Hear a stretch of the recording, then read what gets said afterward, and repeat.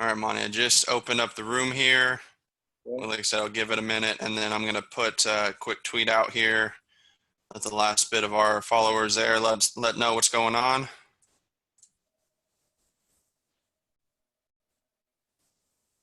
Well, welcome in, everybody. As y'all are coming in here, drop it into the chat. Let us know what part of the world are you coming in from and what level of play are we working with here. Glad to have y'all back here for week 3 of the Virtual Baseball Coaches Summit. I'm your host, Kyle Pullins, and very excited to have a special guest on here today. And we're going to be talking a lot of hitting. We're going to be talking a lot of the approach and the mental side of the game as well. But very excited to bring on Coach Montee Lee today from Clemson University. So, Coach, we've got some great coaches in here. We've got Warren as a youth coach out in Seattle. We've got Jake, who's a Michigan 16U coach. We've got Shelly, who's at Appalachian State softball, and she says, "Hey, Monty, hope you are well."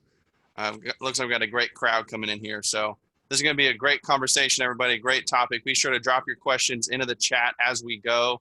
Monty's definitely going to take some time to answer your questions, and we want to make sure this is interactive as possible for you. So, Coach, I'm really glad and excited that you're taking some time to speak with us here today. Well, I just really appreciate you having me on, and just want to welcome everybody who is on the Zoom call today. Want to make sure that I begin the Zoom call by letting everybody out there know that I am accessible to you guys. If you have further questions, we'll try to answer any questions that anybody has as the chat is going on. Feel free to throw in a question on the chat line, but also want to go ahead and give you guys that are on the call my email address. My email address is montel@clemson.edu, and I will throw that on the chat as well.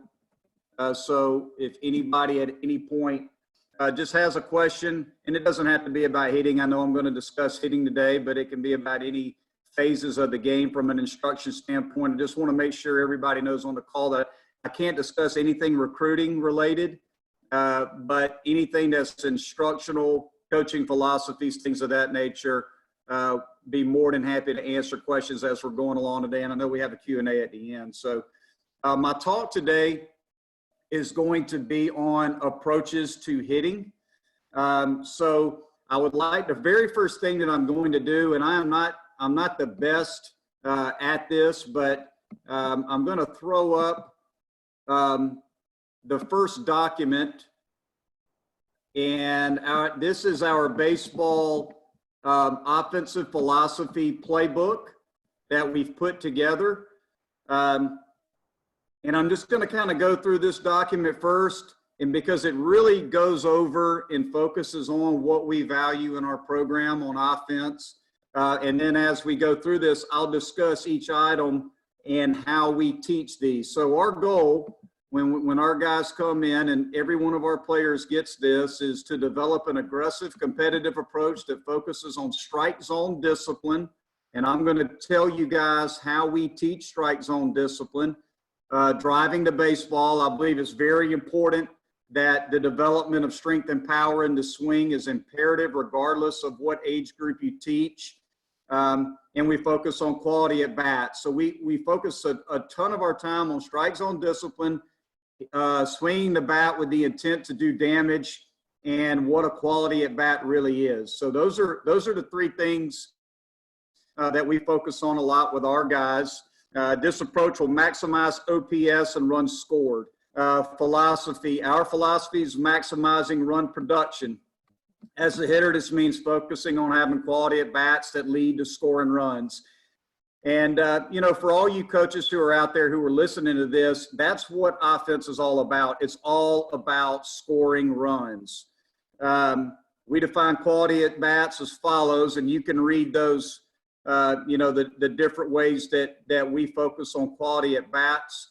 I encourage all of you to read the book, High Scoring Baseball by Todd Williams. He's an assistant at Kentucky. I think his book lays out very, very well what the quality at bat is, and how we chart it, how we focus on it, what our game goals are. but we want our hitters to strive to be at 50% plus in the quality at bat stat. And to do this, we must have tremendous strike zone discipline, consistently hit the ball hard, and put the ball in play with 2 strikes. And that's imperative. One thing that you will notice if you begin to chart quality at bats throughout the course of the season, and I know many of you do, you'll notice that your hitters that have the best strike zone discipline are the guys and girls that are going to have the highest quality at bat percentages. So we really value OPS in our program. OPS, in our opinion, is the greatest offensive stat that reflects the 2 most important components to being a great offensive player. That's the ability to drive the baseball and the ability to get on base through tremendous strike zone discipline.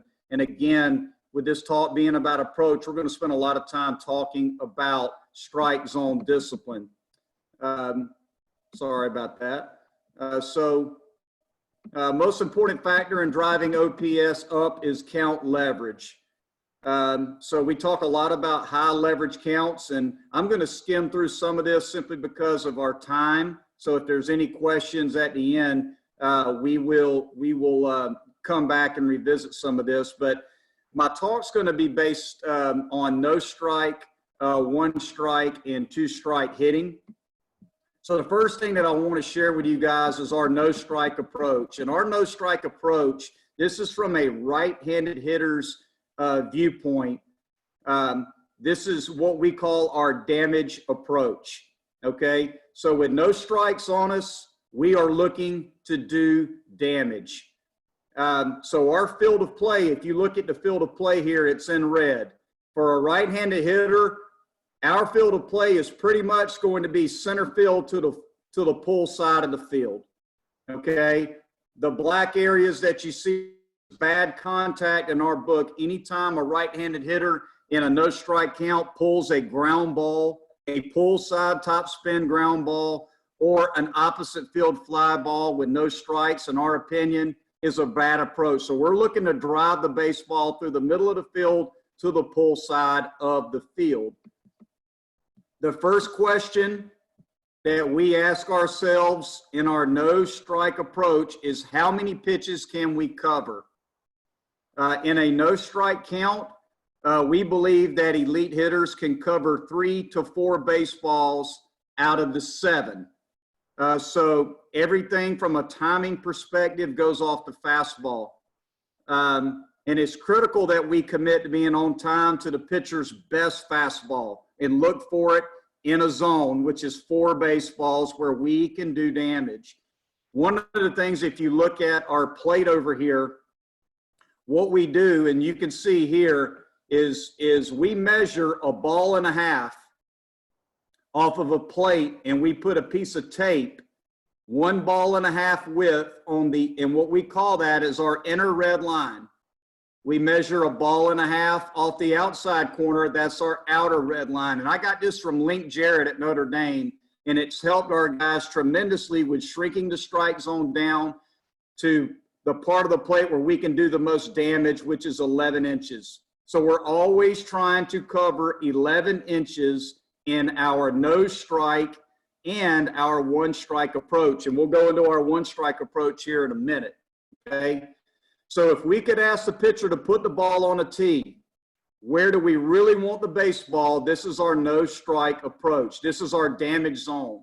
And our field of play with no strikes should be, again, if you look at this document, from the opposite field gap to the pull side foul line. Every ball we hit with no strikes should have enough pace to get to the wall. We are never late with no strikes, and we take our best swing on our best pitch. So I'm just going to minimize this, and then let's see here if I can get back to the video. So just kind of going over the no strike approach before I go into the 1 strike approach. There's a couple rules that we want our guys to apply when it comes to the swing and when it comes to their approach and their intent. One of the major words that we use in our program a lot is intent of the swing. Okay, there's three things our guys are not allowed to do, and these are the only three things that we don't allow our hitters to do in our program. Number one, they cannot deaccelerate their swing. Okay, so we do not allow our hitters to slow their swing down to put the ball in play. In a no strike count, you want to take your best swing, and we want to take our best swing every time. That doesn't necessarily mean that we swing hard, but we want to take our best bat speed swing on fastball timing to that pitcher's best fastball. And I'll come back and I'll talk about timing in a little bit. But again, the question that we start out with our guys is, out of the 7 baseballs that we can fit across a plate, how many of them can you drive? For most hitters, it's going to be 3 to 4 baseballs. Okay. William asked, can we get a copy of your offensive philosophy? And the answer is yes. Again, with my email address being there, I can send it to you. And I know Kyle, I sent this information to Kyle as well. So Kyle has it if you guys need it. But yes, if you email me, I'll send you a copy of our offensive philosophy. But again, we're looking, a lot of our hitters, it seems to help them once we put the red tape on the plate. If you will take a plate, and I have a picture of our plate, it's just in blue. Let me see if I can get it. I'm going to do my share screen again, and I'm going to show you guys just kind of how we use the plate. Let's see here. Where is there it is. So I'll pull this up for you guys, and you can see right here, just with our plates, these plates we use in our cages and on the field. So this is the plate that we use to train our hitters to look for the ball in their damage zone. We use red tape now. We used to use blue, but I like the red. So basically, if I'm a right-handed hitter and I'm in a no-strike approach, or even a one-strike approach, this is where I shrink the zone. Okay, and again, how do I measure this? If I take 7 baseballs and just lay them across the front of the plate, it's a ball and a half from the inside corner and a ball and a half from the outside corner, and it winds up being 11 inches. I cut 6 inches off of the plate, and that is the area that I am trying to cover in my no strike approach. Okay, going back to the book, and let me get back to my, let me minimize this, or actually I'll just go back to this document. So again, a big focus too is our timing. We're never late with no strikes, and we take our best swing. So as I'm going into our one strike approach, talking a little bit about timing with you guys. Let's talk about timing. And I guess I'll ask a question. I'll see if any of you guys can answer this. When you talk about timing, what is your main focus on timing? Is anybody willing to put out there on the Zoom webinar chat what your main focus when it comes to timing is in teaching timing to your hitters? Catch the ball out front on the sweet spot of the barrel. That's a good answer. It's a really good answer. Hard contact always will be in line with the stride foot to slightly ahead of the stride foot. So winning the front of the plate is a big, big deal when you're looking for timing. Anybody else? How many people that are on this call talk about when a hitter should start their load or their gather or their trigger or whatever you call it? Starting at handbrake, good answer. Saying in time with the pitcher and being ready for the fastball. Vincent put on here starting at handbrake. That is what we use, Vince. We use starting at handbrake. Now, you may have some hitters that start their load at the break of the pitcher's hand, or start their load at the pitch of the at the break of the batting practice pitcher, the coach's hand. And I'll tell you guys this: you may have hitters that are still late. So what we do, here's what we always do. We begin our coaching by teaching our guys to start the load at the break of the BP pitcher's hand to work on it. And if they're late still, we tell them, when I move, you move. And if you got a guy or if you're facing a pitcher that throws exceptionally hard or is really quick to the plate, we've all seen those cases where if you got a pitcher on the mound and they're super quick to the plate and they throw really hard or they have a short arm action, our cue for timing will be when he moves, you move. Okay, so that's just a cue that you can use with your hitters if you feel like they're still late. Hey, when he moves, you move. So everybody, for the most part, when they talk about timing with a hitter, timing kind of begins and ends with the initial move of the pitcher. There's 3 phases to timing, okay? And this is critical when you are videoing your hitters from the side. And what I like to do is I'll simply take an iPhone and I'll video from the side, from the dugout view. I'll video where I can get the hitter and the pitcher in the same video, okay? And what I look for is the initial move. So does the hitter start their gather or their load when the pitcher is lifting their leg up, showing the hitter their butt, as somebody put on here? Yes, we do use heavy bats, and I'll get to that, Brandon, and I'll explain to you the why behind heavy bats towards the end of the talk. But when you watch a hitter, you want to look for their initial move as far as when they start their load. Is it in sync with the pitcher breaking their hands? Okay. The next phase to timing is the most critical. And this is something that if you're taking notes, I really encourage you to look at this, because I got this tip years ago from a hitting coordinator in professional baseball, and it made a huge difference in how I train my hitters. The second phase of timing is when the hitter starts their forward move to 50-50. Okay, so once your hitter loads, okay, whether it's a leg kick, a toe tap, whatever that case may be, whatever load mechanism they have, that trigger to get their body moving, they have to start their stride or their forward move, okay, when ball is in flight. As soon as you see the ball leave the pitcher's hand from the side view, if you film that pitcher and that hitter from the side view with your iPhone or an iPad, once you see ball leaving hand, for a hitter to hit an elite fastball, they have to start their forward move at that time. If they're not starting their forward move when you can see ball out of hand, they're going to be late. They're going to have to rush to get to the baseball, okay?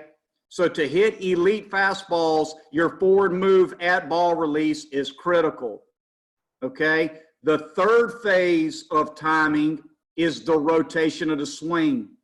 So when the front foot hits and the front heel clicks into the ground, when you look at that back hip area, when you see that back knee start driving towards the baseball, is when does rotation begin?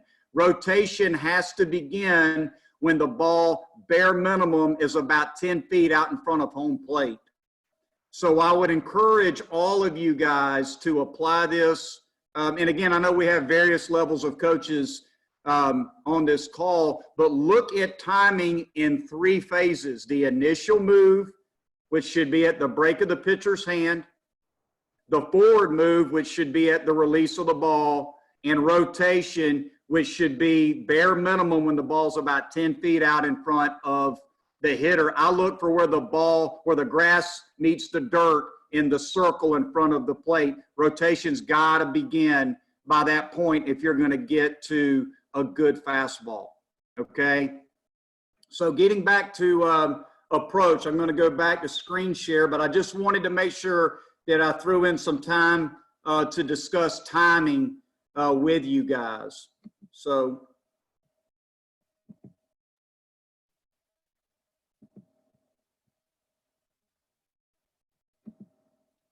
okay, so again, our no strike approach is what we call our damage approach. This is our one strike approach. We call this our gap to gap approach.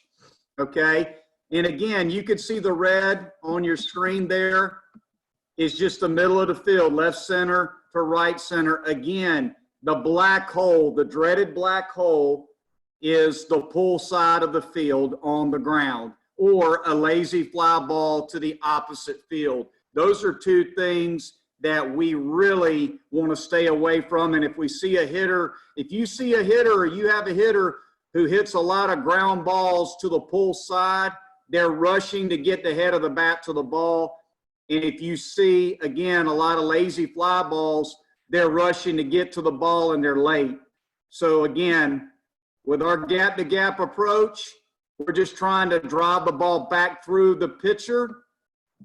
And again, our focus and timing with one strike is no different than our damage approach. The only thing that changes is our field of play. We will commit to hitting the ball hard and in the middle of the field. A perfect one strike approach will result in extra base hits from gap to gap or a line drive that knocks the pitcher off the mound.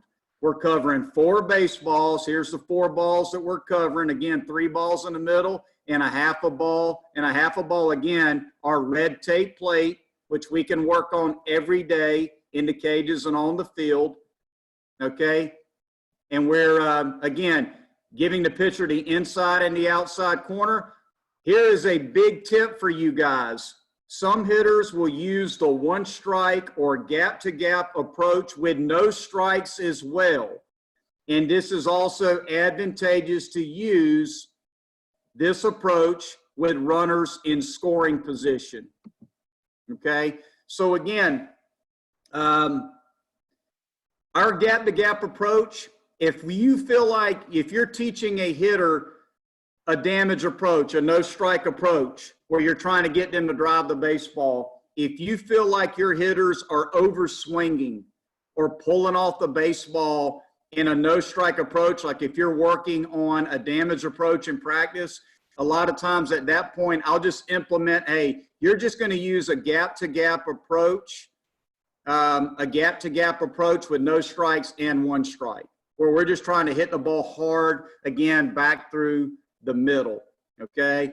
Couple questions that have popped up over to the side. Josh says, how often do you implement machines during the regular season?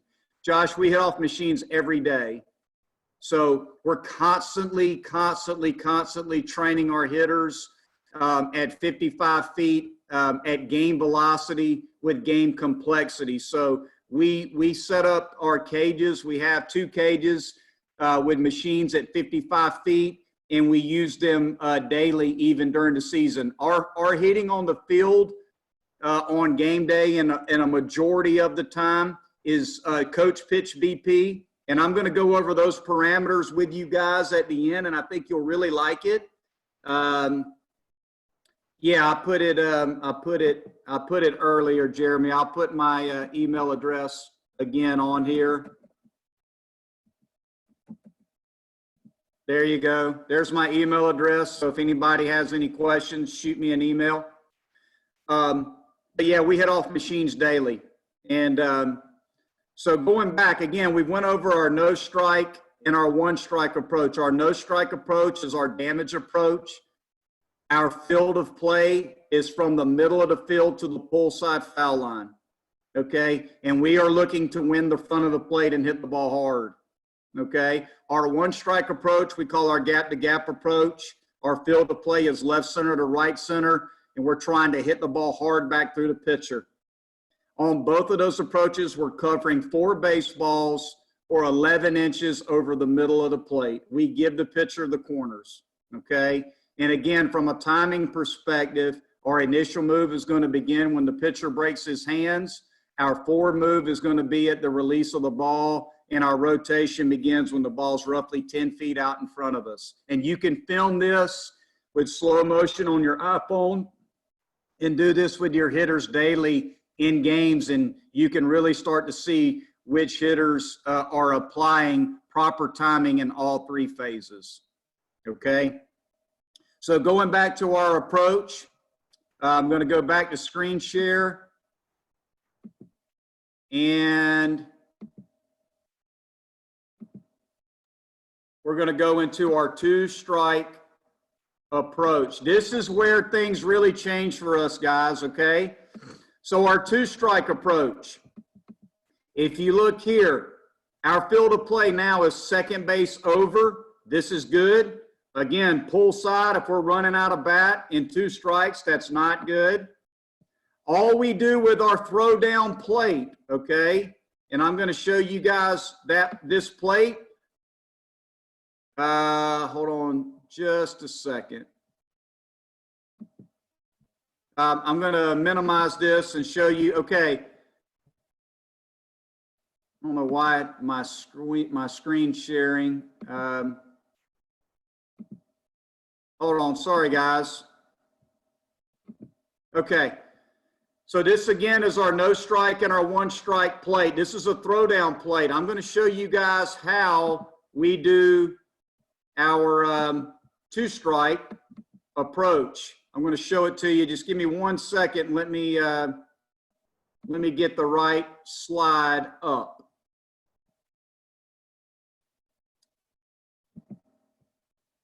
Let's see here. Hold on 1 second, guys.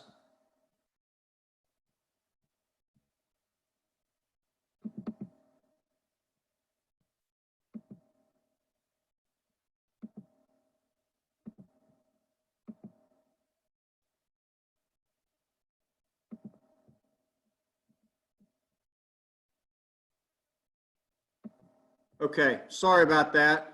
All right, Ben Tillman, if you look, I've put my email on there twice, but it's my first name, Monte, M-O-N-T-E-L, Montel at clemson.edu. Okay, sorry guys, I'm gonna try to get my two-strike approach plate. So hopefully all you guys can see this. Okay, so this would be with a left-handed hitter. All we're going to do is we're going to take our throwdown plate and we're going to take our inner line. Again, imagine this is a left-handed hitter. Move that line to the middle of the plate, and now our outer red line or blue line in the case of this plate is just off the edge. This is our 11 inches that we're trying to cover with two strikes. Okay, so again, all I do is I just shift this plate over, and this blue line, it should be a little bit farther over. The inner line of the 11 inches that we're covering is going to be right down the middle. The outer line is going to be slightly off the plate. Okay, hopefully that makes sense. So we just slide the plate over when we go into our two-strike approach. Okay.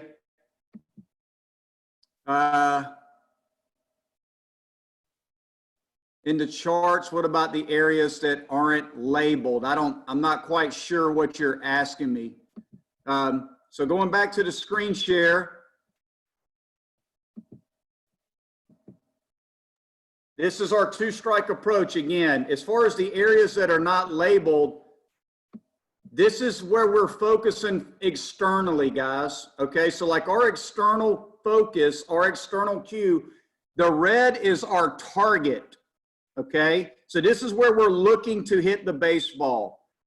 This is the only thing we want to avoid is a pull side ground ball with two strikes. If we pull the ball in the air and hit it hard, we're completely okay with that.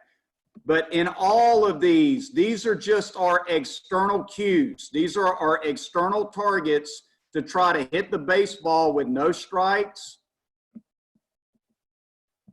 with one strike, and then with two strikes, okay?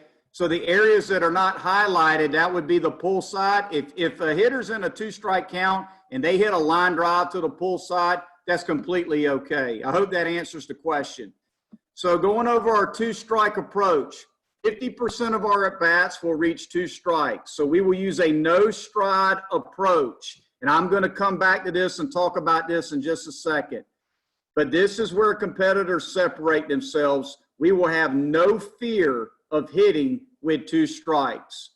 Confident two-strike hitting will be a byproduct of plate discipline and toughness. Again, our field of play with two strikes is the red. This is a right-handed hitter's view. You can see how we shift our plate over. This is our 4 balls that we're trying to cover with two strikes. This is our lane of focus where we're looking for the baseball. We will cover 1 ball off the plate, back to the middle of the plate. A pitcher, this is a big one right here, guys. A pitcher will never beat us away with two strikes. So our rule of thumb, again, we always take our best swing. We never deaccelerate our swing. Another rule that we have in our program is we do not get beat away with two strikes, okay? You cannot go down looking on strike 3 if it's a strike away in our program. That's a big no-no for us. Our goal is to spoil pitches in our B-hack approach until we get a good pitch to hit and drive the pitch count up. In two strikes, just like in no strike and one strike, we are never late. In two strikes, we are never early. We do not run out of bat with two strikes, okay? Another thing before we talk about B-hack, 3-2 counts. I get a lot of questions about this, and sometimes this is controversial when I talk about this, but it's just what I believe in, and I've seen this over my course of time as a hitting coach. 3-2 counts are historically high chase counts for hitters. Hitters will chase out of the strike zone 3-2 a lot because they fear striking out, okay? We will use our gap-to-gap approach in a 3-2 count, and we will treat 3-2 like it's 3-1, okay? I'm going to say that again. We will treat 3-2 like it's 3-1, okay? So, and I'm going to go over a couple things. So I'm getting like the Zoom webinar chat, and then I'm getting a Q&A. If you want to put everything over on the chat, it would make it a little bit easier in terms of just trying to answer some of the questions. But anyhow, treating 3-2 like it's 3-1. Why do we do that? Okay. So many hitters will get into a 3-2 count and they'll treat 3-2 like it's 1-2, and it is not. Pitching coaches teach pitchers in 3-2 counts to pitch to the halves of the plate. Just throw a strike, force contact, force him to swing the bat. We do not want to issue a free 90. Okay? So it is not a defensive count to hit in for the hitter. It is an aggressive offensive account to hit in for the hitter. So our saying is we treat 3-2 like it's 3-1. Guess what happens when you do that? When a hitter treats 3-2 like it's 3-1, it frees him up to take his best swing on a pitch he can drive. We tell our guys it's okay to go down on a borderline pitch 3-2. Again, that may be different, but you can't have it both ways as a hitting coach.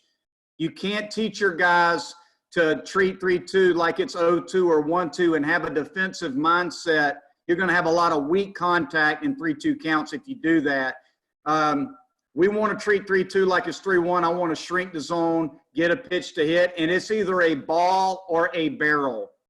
So that's another big cue for us. We tell our guys, hey, 3-2, it's either a ball or a barrel. So look for a pitch that you can drive and hammer it. And if it's a ball, it's ball 4. So we'll go down looking sometimes 3-2 on a borderline strike, but if you swing at a borderline strike, a lot of times in any count, what's going to happen from a contact standpoint? Probably not going to hit the ball real hard. So again, we treat 3-2 like it's 3-1, and it seems to help our guys make better decisions. We actually walk more because we lay off borderline pitches more by having that approach and that philosophy, and we take better swings in 3-2 counts, okay? So we're about 35 minutes in. I want to try to finish our philosophy book, and then I'll go over, B-hack. Okay, two-strike approach, we have what we call B-hack. What is B-hack? All B-hack is is we have our hitters will load and stride, and then we tell our guys in 2 strikes they have to keep the front ball of their front foot and their stride foot. It has to remain in contact with the ground. So we do a no stride approach with 2 strikes. It helps keep our heads centered. Okay, as you guys know, in 2 strike counts, what gets a hitter out faster than anything else is if the pitcher wins the hitter's head. If I can pull the hitter's head forward and pull his hands forward in a 2 strike count with an off-speed pitch, a changeup, or a breaking ball, I got him. Okay, so when we go B-hack, that's just a no stride approach for us. It allows our hitters to stay grounded more. It allows our hitters to keep their heads centered more and see the baseball better.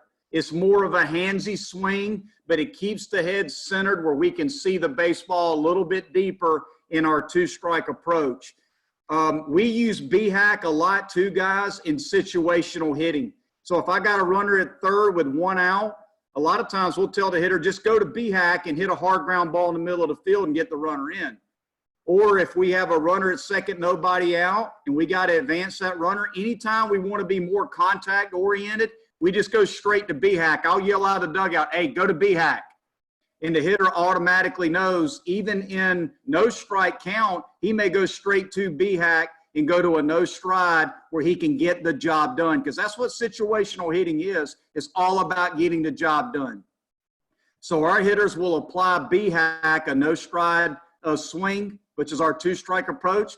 We'll also use B-hack in hit and runs, in advancing the runner from second base, and with a runner at third and less than 2 outs. We'll use B-hack a lot. And all we do, again, get the hitter to their stride position and just tell them, if I took a nail and I put it right through the front of your foot, you can lift your heel and load at the same time. My front heel can come up and my hands can come back. I don't know if you can see that. If this was my foot, my front heel can come up, but the front of my foot has to stay in contact with the ground. So we use B-hack a lot in our 2 strike approach. Okay.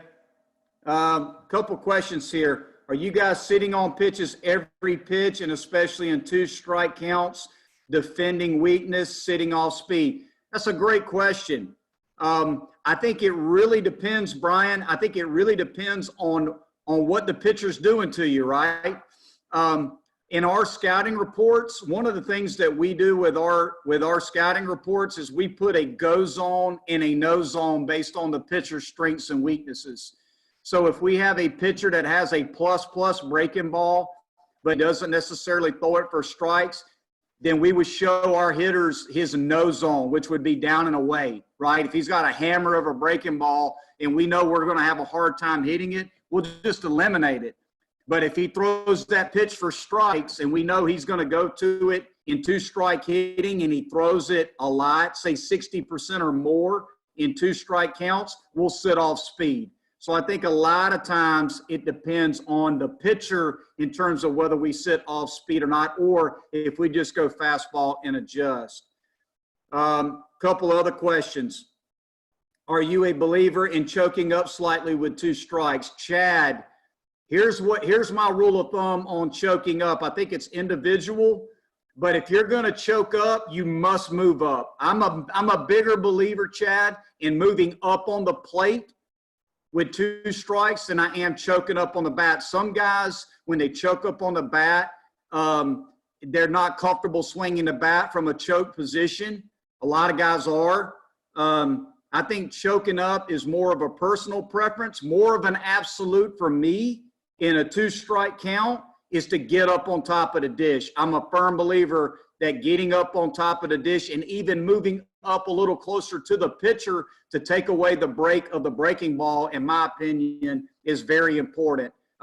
Some guys are much better 2 strike hitters choked up because their top hand is closer to the barrel. They can control the barrel more. So I'm completely fine with a guy choking up, but it's not an absolute in our program, but getting up on the plate is.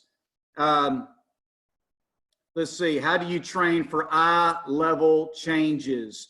great explanation of inside, outside. How do you train for eye level changes? I'm not exactly sure what you're asking me on eye level changes.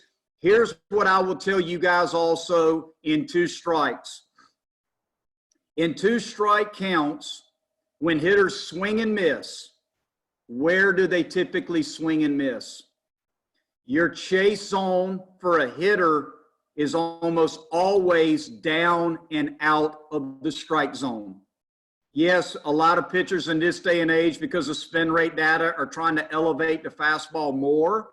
But in my opinion, I think you see the fastball up and don't chase the fastball up above the belt as much as we do spin that starts in the zone and breaks out of the zone.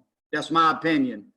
So we tell our guys up is ours, down is his. We always look for the ball up. I would rather us swing at balls that are mid-thigh high up than mid-thigh high down, because I think that's where you hit the ball hard. I hope that answers your questions on changing eye levels. I look for the ball up. We always start up and work down. Do you have some practice drills that you guys use to help guys identify each approach zone? Yes. One thing that we do, Jeremy, that helps with our guys is we use a catch net, and we take a bungee cord and make a cross through the middle of that catch net to the different quadrants of the strike zone, up and in, up and away, down and in, down and away. And when we hit pitches in BP, we tell our guys to call out which zone was the ball in. I think when it comes to identifying the strike zone and where the pitch is, you have to have them call the ball out as far as where was that pitch after they hit it. So we call that zone awareness BP. So again, you could take a bungee cord and take a catch net, just a strike zone catch net, and make a cross like that with your bungee cords, one this east and west, one north and south through the center of the catch net. We actually have them made by a company, and we have our guys call out the location so that they start to understand strike zone awareness. It's a good question. A couple other things before we move into the Q&A. I know we're running out of time, and I got a few things I want to show you guys that I think that'll really help you. These are our offensive goals. 7 runs a game, 50% quality at bats, 1 big inning, 3 runs or more in an inning, and 9 free 90s. These are our free 90s. That's a walk, HBP, stolen base, reach by error, or a ball and dirt read.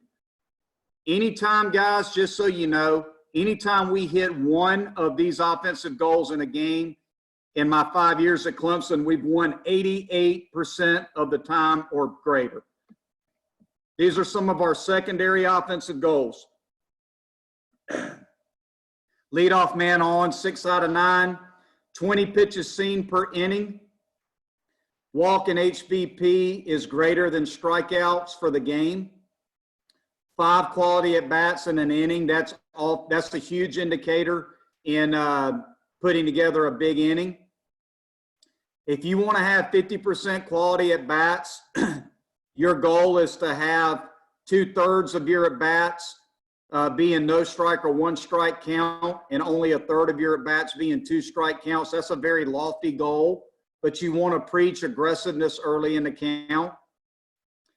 80% swing decisions. I'm going to go over swing decisions next. These are our quality at bats. If you want to take a quick picture of that on your phone. And then this is just kind of the last little sheet. 6 elements of offense. We call this 6 bullets in the gun. And again, these are our approaches: damage and gap to gap, no strike, 1 strike, A-hack. Hunt pitches in the middle of the plate that we can do damage on. We're never late. So this is kind of our bullet point or our Cliff Notes version of our hitting approach. And then our battle approach with 2 strikes is B-hack. This is our 2-strike approach. Okay? And then these are all the things we want to be good at: situational hitting, bunting, base running, and base stealing, which I'm not going to have time to talk about. One thing that I do want to share with you guys real quick, Oh, I'm sorry. I'm sorry. You guys didn't see the screen. I apologize. Let me put it back up there. I apologize, guys. I'm not the best at these types of things. I'm going to go back down to that last sheet so you could take a picture of it. So these are our offensive goals. These are our secondary goals. I'm going to go over swing decisions here in just a minute. These are our quality at bats. And just take pictures of these as quickly as you can, because I don't have but 15 more minutes, and if there's any questions I want to make sure we answer them. And then these are the 6 elements of our offense. This is our Cliff Notes version of our hitting approach. Damage and gap to gap is no strike and 1 strike, never late. And then battle approach is our 2-strike B-hack. Again, that's our no stride. B-hack means no stride approach.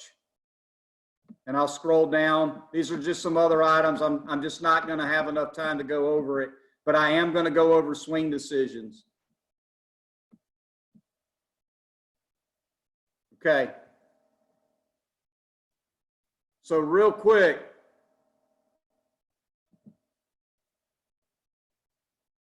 you're the best, Shelly. I hope you're doing great. One of my good friends, Shelly Horner, who we used to coach together at College of Charleston, is on this call. So it's always great to connect with old friends. Not clear on screen. Can you please include an email? Yeah, I've already shared my email quite a few times. I'm going to put it back on here again. Monteel, M-O-N-T-E-L, at Clemson.edu. That's my email address. Okay. All right. Last thing I want to share with you guys, and then we'll do some questions. Swing decisions. Talking about approach to our hitters. How can we measure their approaches? We measure what we call swing decisions. Okay. So, and I'm going to pull this up and just show you this, take a picture of this. And again, I can send this to you if needed.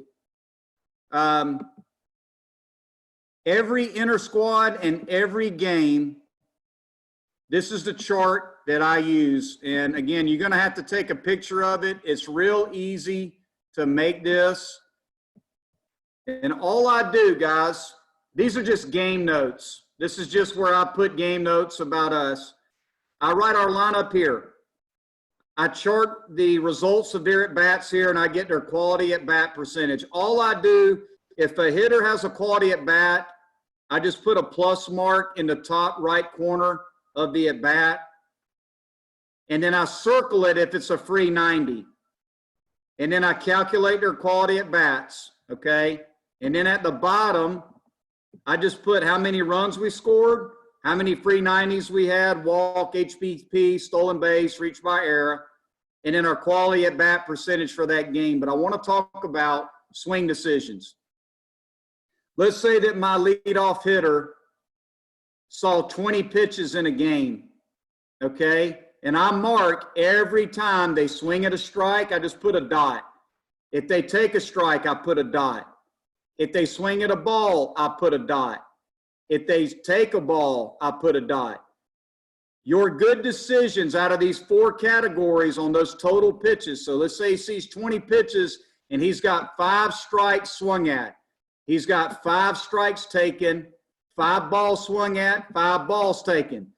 Your good decisions, and I'm going to repeat this, your good decisions are your strikes swung at and your balls taken. Okay? So out of those 20 pitches, he made 10 good decisions. He made 10 bad decisions. He was 50%. Okay? Everybody got a picture of that? Okay, good. What does that mean? I'm going to show you the power and the importance of charting swing decisions. Yes, I use V-Flex, Michael. Yep. We use V-Flex in the cage on a regular basis. I like the V-Flex a lot for visual awareness and seeing the baseball at release. It also makes a really good external target to try to hit the ball back through. So swing decisions.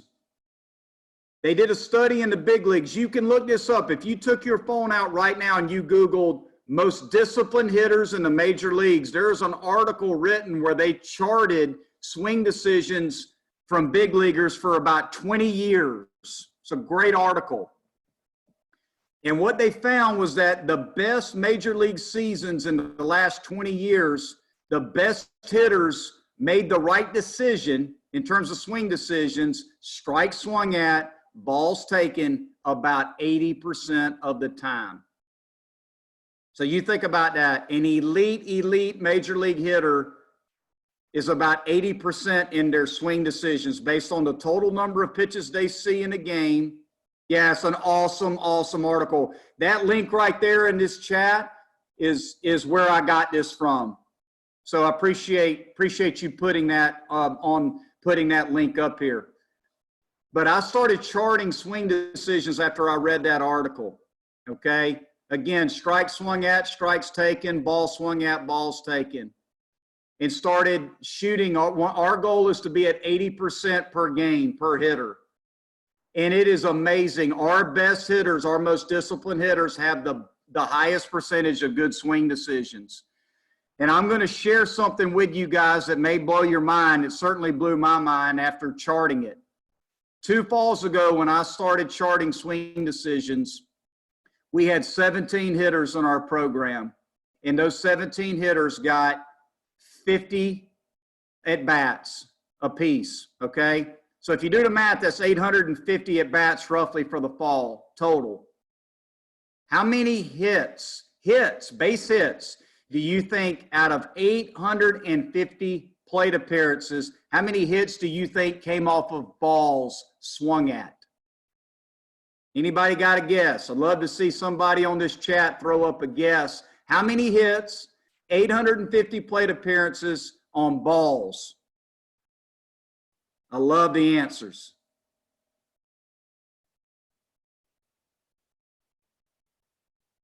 I'm going to give you the answer now.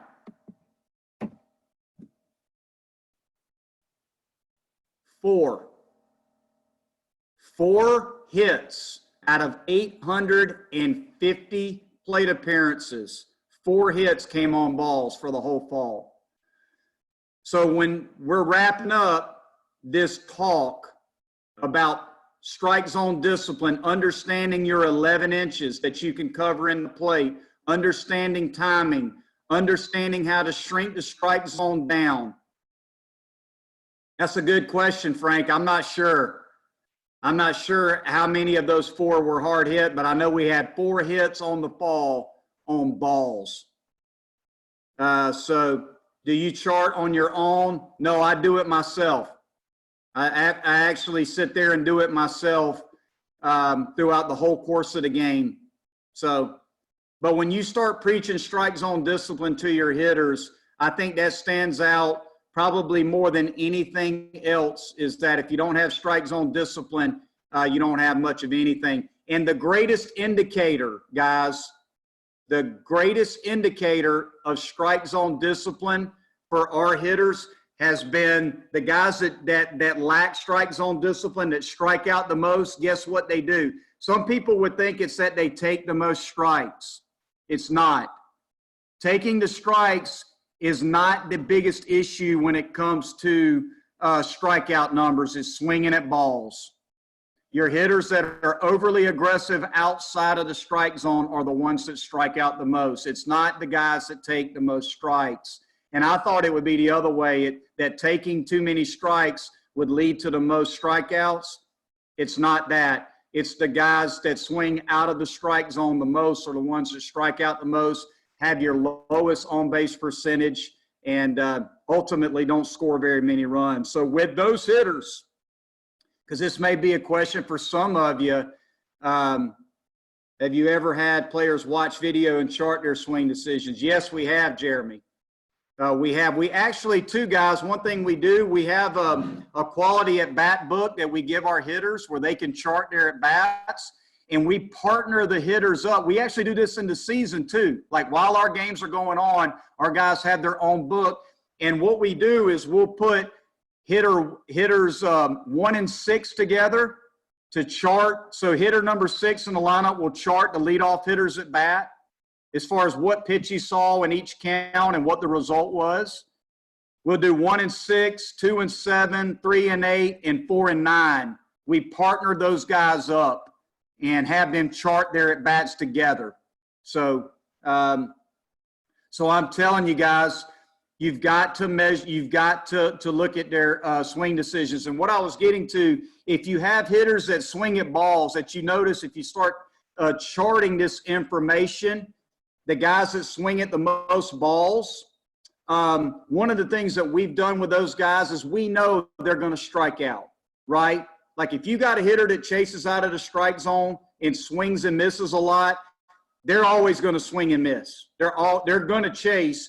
What you have to get them to understand is that it's okay for you to strike out, but you have to stay within your damage approach all the time. And I know that sounds crazy, but that's what we do. When we see that we got a guy that he's not going to walk, he's going to strike out a lot, we just have him focus on his damage approach and stay in his damage approach all the time to help him lay off of spin out of the strike zone. And it tends to help. A byproduct of that is they tend to lay off of spin because pitchers know this guy swings and misses and chases. I'm going to throw him a lot more breaking balls. We actually had a hit on our lineup. I just told him, look, hey, treat every count like it's 3-0. And what he wound up doing was he wound up making a lot more hard contact, and he also laid off of a lot more spin because the question I would ask him when he would chase a breaking ball out of zone is, hey, would you swing at that 3-0? And he was like, no. I said, well, then don't swing at it at all. And it tend to help those types of hitters, those high swing and miss guys, those guys that overswing, just tell them, hey, I want you to treat every count like it's 3-0. And just stay with that approach and watch what happens. They tend to make better contact. They tend to walk a little bit more, and it helps those hitters with their approach. So it's hard. Yes, you're right, Jeremy. It's hard. So anyhow, that's kind of the end of my talk. I'm 57 minutes in, so I'll open it up now for some questions, Kyle, if anybody has any. Absolutely. I know you've gotten to a lot of good questions in there. I just want to make this, not everybody's going to see the chat on the replay. So the article that Coach was talking about here is by 538. So instead of writing out, the numbers, it's all written out, 538.com, the most disciplined MLB batters. And it's crazy just looking at this after Coach mentioned it. The top 20 guys are pretty much all Hall of Famers, and they were either in the year 2002, 2003, or 2004. So that's just crazy to see all these guys with 82%, 80%, 79% good swing decisions. That's just crazy. So I'm glad you shared that one. Yes, Patrick, this and all of the talks here are recorded. So you'll have free access to the replays of this. We put the replays up at the end of the day. So later on tonight or first thing tomorrow, you'll be able to come back and check this one out. A lot of good feedback here in the chat so far, Coach. We've got Ben here saying you've got an uncanny resemblance to Josh Donaldson. Well, I guess that's a compliment. I don't know. Have you got that before? No, I haven't. We got Bill here says solution-based talk today. I've watched approximately 40 of these or so in the last month. This is one of the best I've seen, and the simplicity and the answers to tough situations. Thank you so much from Braintree, Massachusetts. Well, I appreciate that. And again, guys, I'll tell everybody on this call, I got into coaching because I wanted to be a servant to the players. And I believe that it's my duty and responsibility to be a servant to other coaches out there who want to try to get better.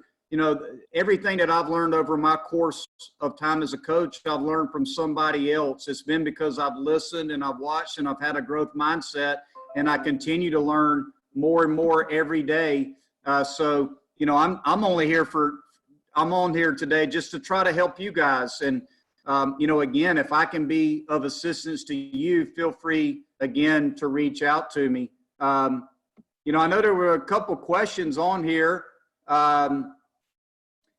Let's see here. If anybody has any other questions about hitting, somebody asked me about weighted bats. And I'd like to answer that question if that's okay, Kyle, if we have time. Yeah, go right for it. So when it comes to weighted bats, why do we use weighted bats? We do use weighted bats. We don't use them all year long, but we do use them. One of the things that I will tell you guys, and again, I know we've got various age groups in here, but what happens when you use a weighted bat? Okay, and the parameters that we use heavy bats and light bats in our program are typically within the 20% range of their game weight.